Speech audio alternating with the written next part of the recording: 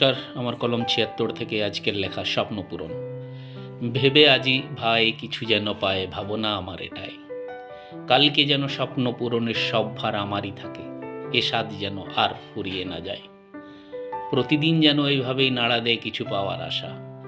ঘুম ভাঙলে যেন ভুলে না যায় যেটা ভেবেছি সেটার ভাষা। স্বপ্ন পূরণ করতে গিয়ে মুখ থুবড়ে পড়তে হয় জানি, তার পেছনে দৌড়ানোর জন্য প্রস্তুত থাকি। কোনো ব্যর্থতায় যেন না হার মানি।